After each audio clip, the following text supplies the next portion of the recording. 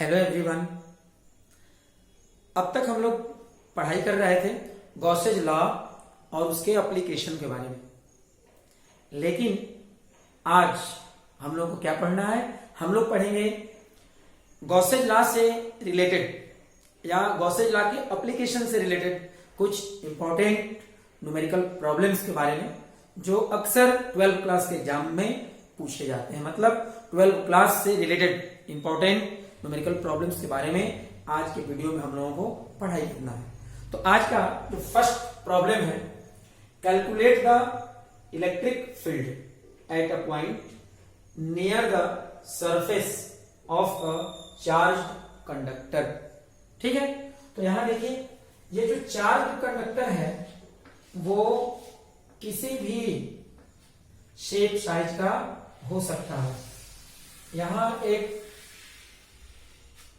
Conductor मान लेते हैं और ये चार्ज है, तो आप लोग तो पढ़े हुए हैं, कोई भी कंडक्टर हो आइसोलेटेड होना चाहिए। अगर उस कंडक्टर पर कोई चार्ज हम लोग देते हैं तो पूरा का पूरा चार्ज कंडक्टर के सरफेस पर डिस्ट्रीब्यूट हो जाता है। कंडक्टर के इनसाइड में कोई भी चार्ज, कोई भी नेट चार्ज नहीं होता है। मतलब कंडक्टर के इनसाइड में नेट चार्ज का वैल्यू क्या होगा? 0 के बराबर होगा। तो यहां मान लेते हैं कोई चार्ज दे दिया गया पॉजिटिव, जो पूरा का पूरा कंडक्टर के सरफेस पर डिस्ट्रीब्यूट होगा। अब यहां मान लेते हैं, यहां सरफेस के निकट एक पॉइंट है P, और इसी P पॉइंट पर हम लोगों को बताना है कि इलेक्ट्रिक फील्ड का वैल्यू कितना के बराबर होगा। किसके कारण? ये चार्ज कंडक्टर के कारण। यहां हम लोग क्या एप्लीकेशन करेंगे? Gauss's law. गॉसेज लॉ का एप्लीकेशन करके और यहां इलेक्ट्रिक फील्ड का कैलकुलेशन करेंगे। जब मैं आप लोगों को पढ़ा रहा था इलेक्ट्रिक फील्ड लाइंस, तो उस समय हम लोग क्या पढ़े थे? उस समय पढ़े थे कि कोई भी चार्ज कंडक्टर अगर हो तो चार्ज कंडक्टर के सरफेस के निकट या सरफेस पर इलेक्ट्रिक फील्ड का जो डायरेक्शन होता है कंडक्टर के सरफेस के परपेंडिकुलर होगा। अगर कंडक्टर पॉजिटिवली चार्ज है तो सरफेस के परपेंडिकुलर अवे इलेक्ट्रिक फील्ड का डायरेक्शन होगा। अगर कंडक्टर निगेटिवली चार्ज है तो इलेक्ट्रिक फील्ड का डायरेक्शन किधर होगा? सरफेस के परपेंडिकुलर और towards the surface electric field का डायरेक्शन होगा। यहां सबसे पहले हम लोग क्या करेंगे? एक गॉसियन सरफेस लेंगे। यहां जो गॉसियन सरफेस लिया जाएगा वो सिलिंड्रिकल होना चाहिए। मतलब यहां हम लोग सिलिंड्रिकल गॉसियन सरफेस लेंगे। और एक बात ध्यान देंगे, यहां जो भी हम लोग गॉसियन सरफेस हम लोग लेंगे वो कैसा होना चाहिए? उसका जो फ्लैट फेस है, फ्लैट फेस, उसका सरफेस एरिया वेरी स्मॉल होना चाहिए। यहां पर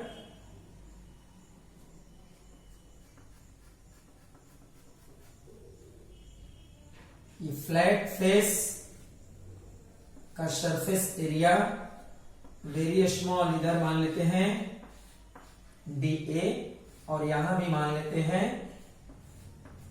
DA। DA यहां और DA यहां, ये कर्व सरफेस हो गया, कर्व पार्ट हो गया। तो देखिए P पॉइंट के निकट चार्ज कंडक्टर का जो सरफेस है या सरफेस का जो पार्ट है, वहां पर चार्ज का जो सरफेस डेंसिटी है, सरफेस डेंसिटी ऑफ चार्ज मान लेते हैं सिग्मा। सिग्मा क्या है? सरफेस डेंसिटी ऑफ चार्ज, मतलब amount of charge distributed in unit area.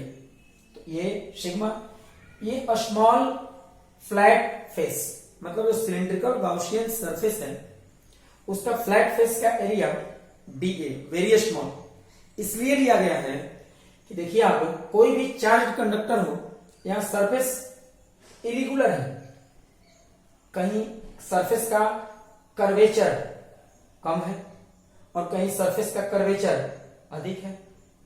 तो यहां चार्ज कंडक्टर का जो सरफेस है वो हर तरफ इक्वली कर्व नहीं, इसका कर्वेचर अलग अलग है। और सरफेस के कर्वेचर पर डिपेंड करता है कि सरफेस पर जो चार्ज का डिस्ट्रीब्यूशन होगा वो कितना होगा। मतलब सरफेस का जो डेंसिटी होता है, सरफेस डेंसिटी किसी सरफेस पर अगर चार्ज का डिस्ट्रीब्यूशन हो तो सरफेस डेंसिटी ऑफ चार्ज का जो वैल्यू है वो डिपेंड करता है सरफेस के कर्वेचर पर, जिसका चर्चा हम लोग आगे करेंगे। तो अभी देखिए यहां कर्वेचर अलग अलग है सरफेस का, तो सरफेस डेंसिटी ऑफ चार्ज भी अलग अलग होगा। अगर हम लोग सिलिंड्रिकल गॉसियन सरफेस लिए और इसका जो सरफेस एरिया है, सॉरी फ्लैट फेस का जो सरफेस एरिया है वो अगर बहुत छोटा ले लिए, फ्लैट फेस छोटा ले लिए, तो इससे क्या होगा कि चार्ज कंडक्टर का बहुत छोटा पार्ट ही सिलेंडर के अंदर में होगा। अगर यहाँ डीए एरिया है फ्लैट फेस का, तो यहाँ कंडक्टर का जो डीए एरिया के बराबर जो सरफेस का पार्ट है वही सिलिंड्रिकल गॉसियन सरफेस के अंदर होगा। और सरफेस का जितना छोटा पार्ट लेंगे उस छोटे पार्ट में चार्ज के डिस्ट्रीब्यूशन का यूनिफॉर्म होने का जो प्रोबेबिलिटी है उतना ही क्या होता है, अधिक हो जाएगा। मतलब यहां वेरी स्मॉल फ्लैट फेस लेने से क्या होगा कि कंडक्टर का जो वेरी स्मॉल सरफेस सिलेंडर के सिलिंड्रिकल गॉसियन सरफेस के जब अंदर हो जाएगा तो इस स्मॉल पार्ट पर जो सरफेस डेंसिटी ऑफ चार्ज है वो हर जगह क्या हो जाएगा, सेम हो जाएगा। यहां एक जगह अगर सिग्मा मान लिए तो यहां से लेकर यहां तक सरफेस डेंसिटी ऑफ चार्ज का वैल्यू क्या हो जाएगा, सिग्मा के बराबर हो जाएगा। अब यहां देखते हैं तो इलेक्ट्रिक फील्ड का डायरेक्शन चार्ज कंडक्टर के सरफेस के निकट सरफेस के परपेंडिकुलर होता है, पॉजिटिवली चार्ज है तो डायरेक्शन होगा सरफेस से अवे, ठीक है। और यहां इस जो फ्लैट सरफेस है, फ्लैट फेस है, इसके लिए एरिया वेक्टर लेंगे, ये भी होगा बाहर की ओर डी ए वेक्टर। यहां ध्यान देना है ई वेक्टर और डी ए वेक्टर दोनों का जो डायरेक्शन क्या है, सेम है। एक और बात, यहां भी फील्ड का डायरेक्शन इस तरह से होगा। आप लोगों को पहले मैं बता चुका हूं और नहीं अगर जानते तो अभी याद रखिए, कोई भी आइसोलेटेड कंडक्टर हो तो आइसोलेटेड कंडक्टर के इन साइड में रिजल्टेंट इलेक्ट्रिक फील्ड का वैल्यू हमेशा 0 के बराबर होता है। और एक बार आइसोलेटेड चार्ज कंडक्टर के इन साइड में नेट चार्ज का वैल्यू भी क्या होता है, 0 के बराबर होता है। तो यहां इन साइड में इलेक्ट्रिक फील्ड का वैल्यू ई इंटरनल वेक्टर क्या होगा, 0 के बराबर हो जाएगा, ठीक है। ये भी 0। अब जरा इधर देखिए, जब हम लोग इस सिलिंड्रिकल गॉसियन सरफेस के थ्रू टोटल इलेक्ट्रिक फ्लक्स का कैलकुलेशन करेंगे,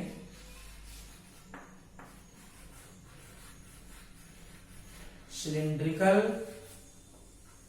गॉसियन सरफेस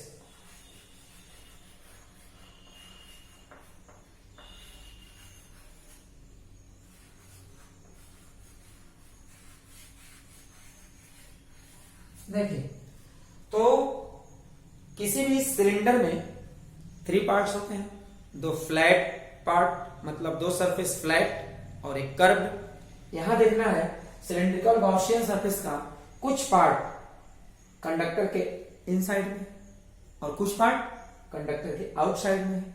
इनसाइड में फील्ड 0 है, तो जो इनसाइड में जो पार्ट है सिलिंड्रिकल गॉसियन सरफेस का उसके थ्रू इलेक्ट्रिक फ्लक्स का वैल्यू 0 होगा। अब जो आउटसाइड में पार्ट है इसमें ध्यान दीजिए, यहां पर सिलिंड्रिकल गॉसियन सरफेस के कर्व्ड पार्ट के लिए यहां ध्यान देना है फील्ड लाइन क्या होगा, सरफेस के पैरेलल। अगर इलेक्ट्रिक फील्ड लाइन किसी सरफेस के पैरेलल हो, मतलब सरफेस से कोई भी फील्ड लाइन पास नहीं करेगा, तो ऐसे कंडीशन में सरफेस के थ्रू इलेक्ट्रिक फ्लक्स का वैल्यू 0 होगा। तो यहां जो कंडक्टर के आउटसाइड में जो सिलिंड्रिकल गॉसियन सरफेस का कर्व पार्ट है उसके थ्रू इलेक्ट्रिक फ्लक्स का वैल्यू क्या होगा, 0 होगा। यहां केवल इलेक्ट्रिक फ्लक्स होगा जो बाहर वाला फ्लैट फेस है इसके थ्रू। तो यहां पर देखिए हम लोग कहेंगे पूरा सिलिंड्रिकल गॉसियन सरफेस के थ्रू टोटल इलेक्ट्रिक फ्लक्स, लेकिन कैलकुलेट करेंगे केवल ये जो फ्लैट पार्ट है इसके थ्रू इलेक्ट्रिक फ्लक्स। तो यहां लिखना होगा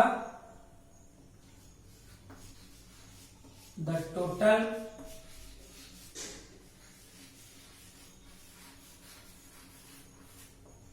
इलेक्ट्रिक फ्लक्स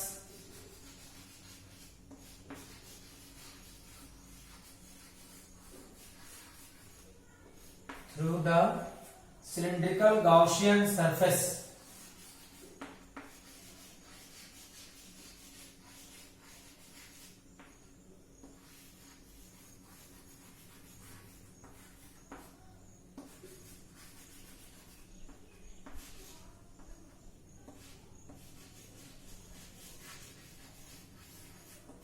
देखिए फाई टोटल क्या करेंगे E into D A into cos 0 degree. क्यों 0 डिग्री यहां लिए, ध्यान दीजिएगा E वेक्टर और डी ए वेक्टर दोनों का डायरेक्शन सेम है, सेम डायरेक्शन के बीच एंगल कितना बनता है 0 डिग्री का। E into D A into 1, फिर यहां होगा phi total equal to E into D A, equation first. तो एक बार हम लोग सिलेंड्रिकल गॉसियन सरफेस के थ्रू इलेक्ट्रिक फ्लक्स का कैलकुलेशन कर लिए। अब हम क्या करेंगे, गॉसेज लॉ का एप्लीकेशन करेंगे और फिर हम लोग टोटल इलेक्ट्रिक फ्लक्स का कैलकुलेशन यहां करेंगे। तो देखिए आप लोग, now comma from Gauss's law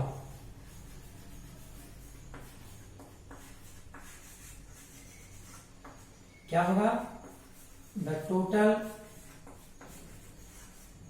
electric flux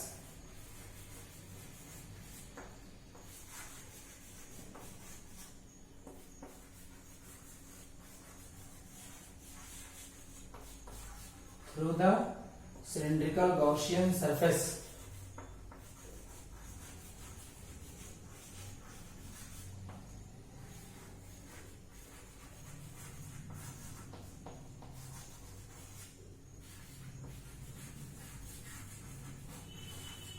देखिए phi total equal to Q enclosed upon epsilon 0।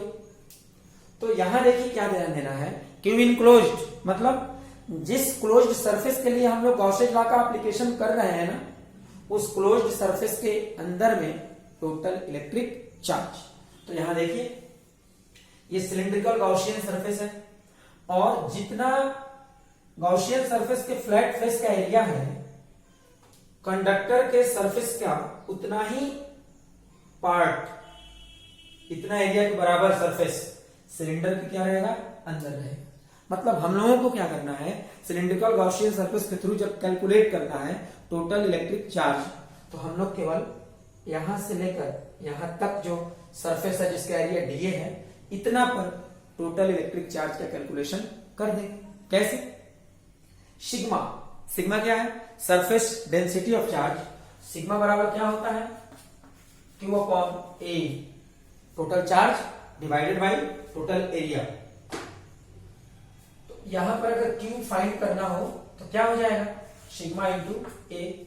मतलब सरफेस डेंसिटी ऑफ चार्ज में जितना एरिया से मल्टीप्लाई करेंगे, ठीक है, जितना एरिया से मल्टीप्लाई करेंगे उतना एरिया में, उतना सरफेस में क्या निकलेगा, इलेक्ट्रिक चार्ज का कैलकुलेशन हो जाएगा। तो यहां पर phi total equal to sigma into क्या होना चाहिए, डी ए अपॉन एप्सिलॉन 0, ये इक्वेशन सेकेंड। यहां सिग्मा इंटू डी ए क्या है, सिलिंड्रिकल गॉसियन सरफेस के थ्रू, सॉरी सरफेस के इनसाइड में जो टोटल चार्ज है उसका वैल्यू है, क्योंकि इनक्लोज का वैल्यू है सिग्मा इंटू डी ए। अब देखिए इक्वेशन फर्स्ट का लेफ्ट हैंड साइड और इक्वेशन सेकेंड का लेफ्ट हैंड साइड दोनों क्या है, सेम है। जब दोनों सेम है तो राइट हैंड साइड भी क्या होना चाहिए, सेम होना चाहिए। अब यहां ध्यान देंगे, now comma from equation first and equation second क्या होगा, E into D A equal to sigma into D A upon epsilon 0। यहाँ डी ए और डी ए कैंसिल, तो हो जाएगा यहाँ E equal to sigma upon epsilon 0। तो याद रखिएगा, कोई भी चार्ज्ड कंडक्टर हो, किसी भी शेप साइज का हो, चार्ज्ड कंडक्टर के सरफेस के निकट इलेक्ट्रिक फील्ड का वैल्यू होता है सिग्मा अपॉन एप्सिलॉन 0। सिग्मा क्या है, सरफेस डेंसिटी ऑफ चार्ज है, और सिग्मा सॉरी एप्सिलॉन 0 क्या है, परमिटिविटी ऑफ फ्री स्पेस और वैक्यूम है। ठीक है, यह जो क्वेश्चन है आज का क्वेश्चन, ये सेकंड नंबर क्वेश्चन है, ये एनसीईआरटी के बुक से लिया गया है और ये बहुत ही बढ़िया क्वेश्चन है।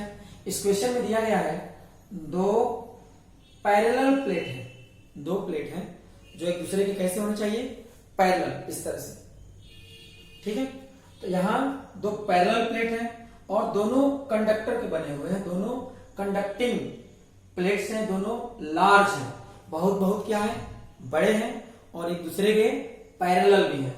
तो यहां पर दो कंडक्टिंग प्लेट हैं, कंडक्टिंग मटेरियल कंडक्टर के बने हुए, दोनों पैरेलल हैं, बहुत बड़े हैं, और यहां पर डायग्राम में दिया हुआ है sigma equal to plus 1.7 into 10 to the power minus 22 coulomb per metre square.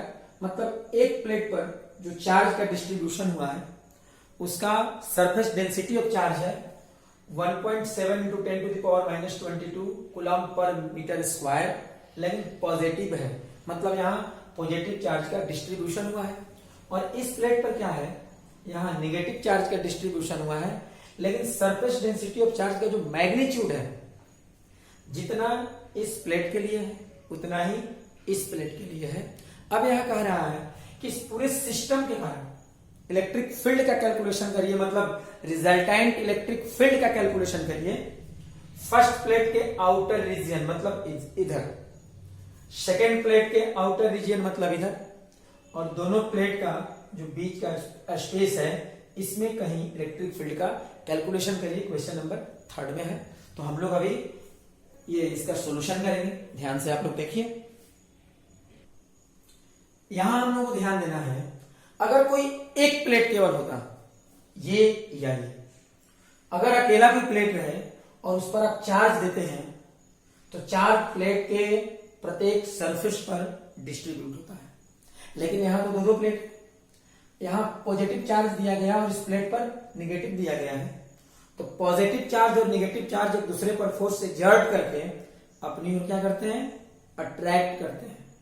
तो इसका पॉजिटिव चार्ज इस प्लेट के निगेटिव को अपनी ओर क्या करेगा, अट्रैक्ट करेगा, और इसका निगेटिव चार्ज इस प्लेट के पॉजिटिव चार्ज को अपनी ओर अट्रैक्ट करेगा। इस कारण से क्या होता है कि दोनों प्लेट पर जो चार्ज के डिस्ट्रीब्यूशन जो होगा वो आउटर सरफेस पर नहीं होगा, इसका पूरा पॉजिटिव चार्ज प्लेट के इनर सरफेस पर डिस्ट्रीब्यूट हो जाएगा यूनिफॉर्म रूप से, क्योंकि सरफेस हर तरफ क्या है, सेम तरह का है।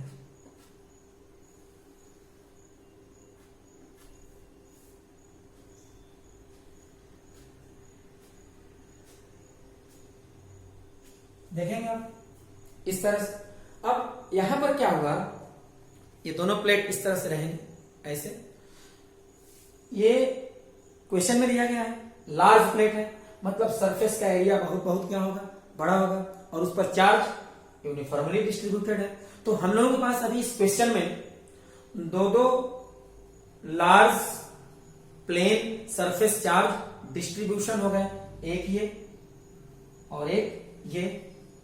ठीक है, तो प्लेन सरफेस चार्ज डिस्ट्रीब्यूशन, एक ये हुआ और एक ये हो गया। और आप लोग पढ़े हुए हैं कि अगर कोई सरफेस बहुत बड़ा हो, प्लेन हो, उस पर चार्ज का डिस्ट्रीब्यूशन हुआ हो, मतलब infinite plane surface charge distribution के कारण किसी पॉइंट पर इलेक्ट्रिक फील्ड का जो वैल्यू होता है वो कितना के बराबर होता है? अगर प्लेन सरफेस चार्ज डिस्ट्रीब्यूशन है तो इलेक्ट्रिक फील्ड का वैल्यू ये हो जाएगा सिग्मा अपॉन 2 एप्सिलॉन 0 के बराबर। तो अब यहां देखिए इस फर्स्ट प्लेट के इस सरफेस पर जो चार्ज का डिस्ट्रीब्यूशन हुआ है इसके कारण यहां फील्ड का डायरेक्शन पॉजिटिव चार्ज है ना, तो सरफेस के परपेंडिकुलर और इधर की ओर होगा, ऐसे यहां लिखना होगा E फर्स्ट कर दे, इससे इलेक्ट्रिक फील्ड और फर्स्ट क्या रिप्रेजेंट करेगा? फर्स्ट प्लेट के कारण। क्लियर हुआ? और फिर अब ये एक प्लेन सरफेस पर चार्ज नेगेटिव का डिस्ट्रीब्यूशन हुआ है, इसके कारण जब यहां निकालेंगे फील्ड तो इसके परपेंडिकुलर होगा लेकिन नेगेटिव है तो टुवर्ड्स द सरफेस ऐसे हो जाएगा यहां E सेकेंड। अब देखिए यहां पॉइंट ए पर दोनों इलेक्ट्रिक फील्ड का डायरेक्शन अपोजिट है और मैग्नीट्यूड जब फाइंड करेंगे तो दोनों का देखेंगे सेम आएगा, तो मैग्नीट्यूड सेम डायरेक्शन अपोजिट, तो रिजल्टेंट क्या हो जाएगा? 0 हो जाएगा। तो यहां देखिए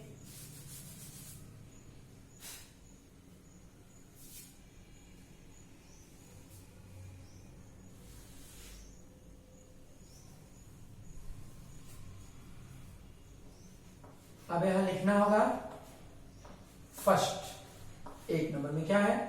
mod of E first vector equal to mod of E second vector equal to sigma upon 2 epsilon 0। अब आप कहेंगे यहां तो सिग्मा पॉजिटिव है, यहां सिग्मा निगेटिव है, तो यहां पर सिग्मा किसका दिया है? तो ध्यान दीजिए इलेक्ट्रिक फील्ड का हम लोग मैग्नीट्यूड का फॉर्मूला लिखे हैं और मैग्नीट्यूड के फॉर्मूला में सरफेस डेंसिटी ऑफ चार्ज का भी क्या लेना होगा? मैग्नीट्यूड लेना होगा। मतलब जब यहां सिग्मा का वैल्यू रखना होगा तो आप इसका भी वैल्यू रख सकते हैं, इसका भी रख सकते हैं, लेकिन वहां साइन नहीं लेना होगा क्योंकि हम लोगों को सिग्मा का क्या लेना है? ओनली मैग्नीट्यूड लेना है। क्लियर हुआ? अब यहां देखिए and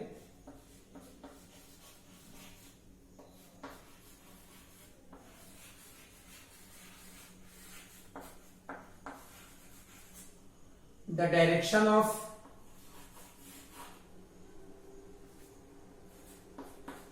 if first vector equal to just opposite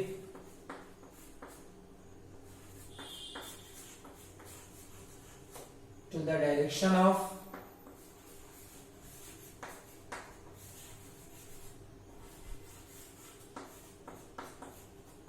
A second vector. तो बताइए दो वेक्टर का मैग्नीट्यूड इक्वल हो, डायरेक्शन अपोजिट हो, तो दोनों का रिजल्टेंट क्या होगा? 0 होगा। तो यहां पर लिखना होगा so at the point A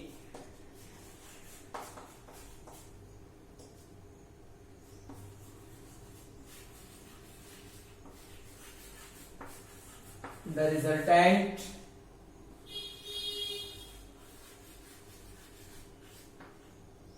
electric field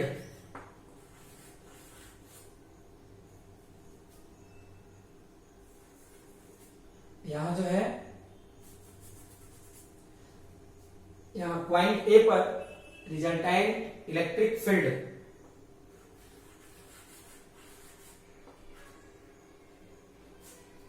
E vector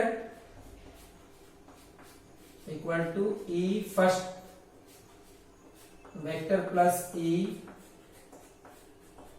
second vector equal to क्या होगा? 0 हो जाएगा। तो यहां लिखना चाहिए हम लोगों को E vector equal to 0। Resultant electric field को हम यहां ए पॉइंट के लिए ई ए का यूज कर गए यहां, तो ई ए वेक्टर इक्वल टू 0। अब हम लोगों को मतलब यहाँ गिवन क्वेश्चन में दोनों प्लेट के कारण जो टोटल इलेक्ट्रिक फील्ड होगा ए पॉइंट पर वो 0 के बराबर होगा। ठीक है, यहां ध्यान देना है, अलग अलग प्लेट के कारण इलेक्ट्रिक फील्ड 0 नहीं होगा, लेकिन दोनों का जब सम करेंगे तो टोटल इलेक्ट्रिक फील्ड का वैल्यू 0 के बराबर होगा। अब देखिए यहां बी पॉइंट पर हम लोग टोटल इलेक्ट्रिक फील्ड का कैलकुलेशन कैसे करेंगे। पहले इस फर्स्ट प्लेट के कारण चार्ज केवल एक सरफेस पर डिस्ट्रीब्यूटेड है, इलेक्ट्रिक फील्ड इस तरह से यहां ई फर्स्ट वेक्टर, और जो सेकेंड प्लेट पर नेगेटिव चार्ज है इसके कारण electric field E second vector. अब दोनों का क्या करना है, सम करना है। कैसे, तो देखिए फिर उसी तरह से आप लोग फर्स्ट का सॉल्यूशन लिख लेंगे, अब सेकेंड बनाएंगे, इसका मॉड और इसका मॉड सेम होगा तो फॉर्मूला तो वही होता है। और डायरेक्शन इस फर्स्ट वेक्टर का इस सेकेंड वेक्टर के डायरेक्शन के जस्ट अपोजिट, तो रिजल्टेंट क्या होगा, 0। मतलब इस क्वेश्चन में ये दोनों जो गिवन प्लेट्स हैं इनके कारण ए पॉइंट पर भी रिजल्टेंट इलेक्ट्रिक फील्ड का वैल्यू 0 होगा और बी पॉइंट पर भी रिजल्टेंट इलेक्ट्रिक फील्ड का वैल्यू 0 होगा। एट द पॉइंट, यहां सेकेंड क्वेश्चन में लिखना होगा B, the resultant electric field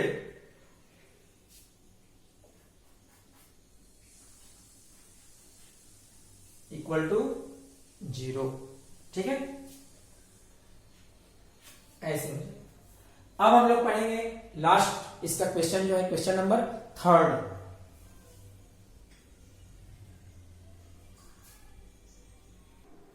तो अब हम लोगों को यहां पॉइंट सी पर टोटल इलेक्ट्रिक फील्ड का कैलकुलेशन करना है। कैसे करेंगे, देखिए आप लोग सी पॉइंट पर फर्स्ट प्लेट के कारण जो इलेक्ट्रिक फील्ड होगा वो होगा ऐसे, पॉजिटिव चार्ज का डिस्ट्रीब्यूशन हुआ है तो सरफेस के परपेंडिकुलर अवे फील्ड का डायरेक्शन होगा यहां ये फर्स्ट वेक्टर, और सेकेंड प्लेट पर नेगेटिव चार्ज का डिस्ट्रीब्यूशन हुआ है तो इस सरफेस के परपेंडिकुलर फील्ड होगा लेकिन टुवर्ड्स द प्लेट होगा, तो यहां भी इसी तरह से होगा इस सेकेंड वेक्टर। अब बताइए सी पॉइंट पर दो इलेक्ट्रिक फील्ड है और दोनों का डायरेक्शन क्या है, सेम है, इक्वल है ना। तो जब दो वेक्टर इक्वल डायरेक्शन में हो तो इनका जो रिजल्टेंट होता है वो भी इन्हीं के डायरेक्शन के समान होगा, और रिजल्टेंट का मैग्नीट्यूड जब निकालेंगे तो दोनों के अलग अलग मैग्नीट्यूड निकालकर दोनों के मैग्नीट्यूड का सम कर देंगे। तो यहां पर होगा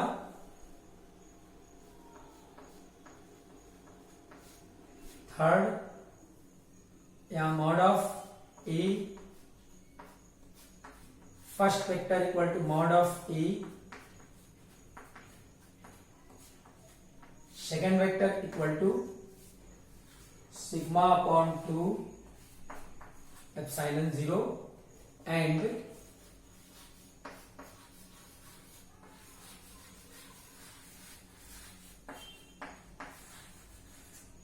in the direction of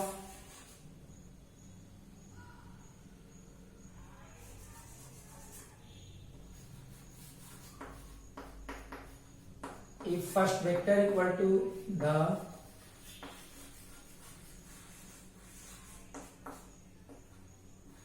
direction of E second vector. ठीक है, अब यहां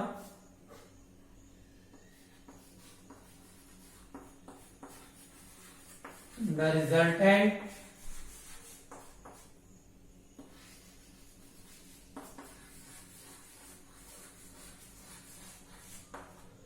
इलेक्ट्रिक फील्ड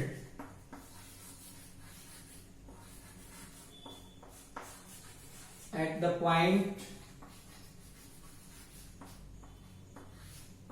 सी पॉइंट पर रिजल्टेंट इलेक्ट्रिक फील्ड क्या लिखेंगे,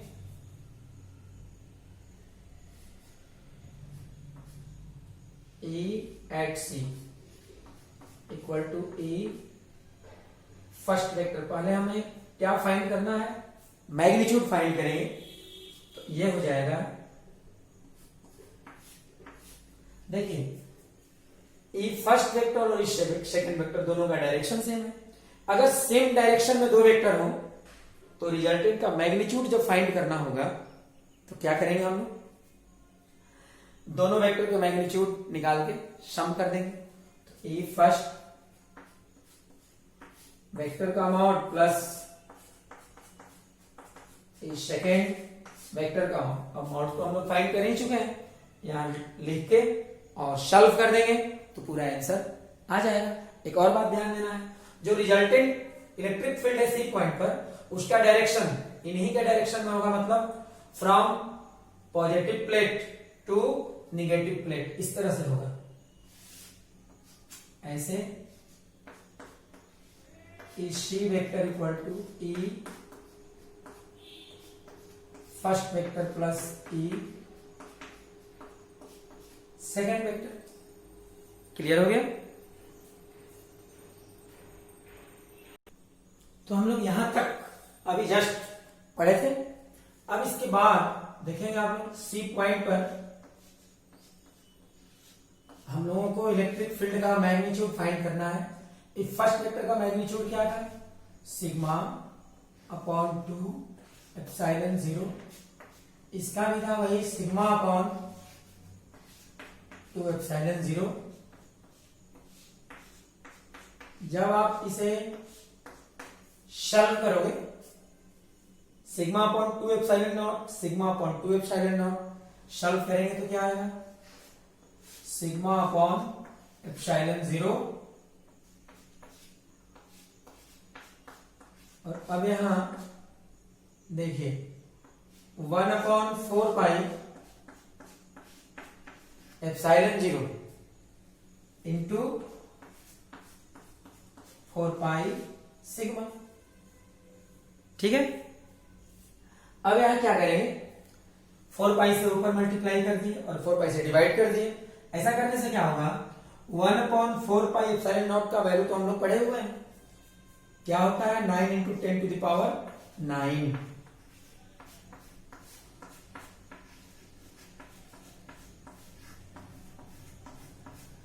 फॉर पाई सिग्मा का वैल्यू क्वेश्चन में दिया हुआ है, प्रत्येक प्लेट पर चार्ज का जो सरफेस चार्ज डेंसिटी है वो कितना है, वह 1.7 into 10 to the power minus 22।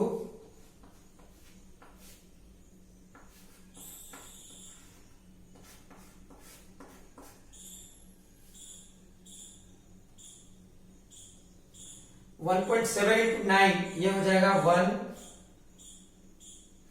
ये 15.3, ये 15.3 होगा into 4 pi into 10 to the power minus, अब यहां देखिए ये माइनस 22 है और ये 9 है, यहां पर जब ऐड करेंगे तो क्या होगा 10 टू द पावर माइनस 13।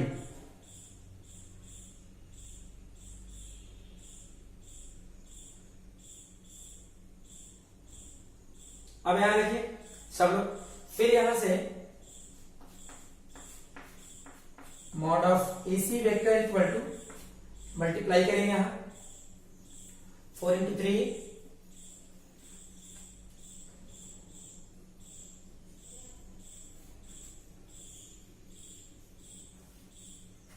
ये हो जाएगा 61.2 pi into 10 to the power minus 13।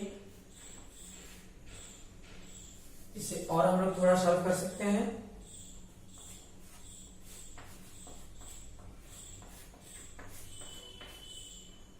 यहां से 6.12 pi into 10 to the power minus 12 newton per coulomb. और डायरेक्शन तो इसका हम लोग फाइंड कर ही चुके हैं, from positive plate to negative plate. ठीक है, तो ये हो जाएगा। आप लोग अगर चाहें तो पाई का वैल्यू यहां रख के सॉल्व कर सकते हैं। पाई का वैल्यू कितना होता है 3.14। आप लोग रखेंगे, मल्टीप्लाई करेंगे तो भी, और आगे मतलब सॉल्व हम लोग कर सकते हैं, यहां तक भी आप छोड़ सकते हैं।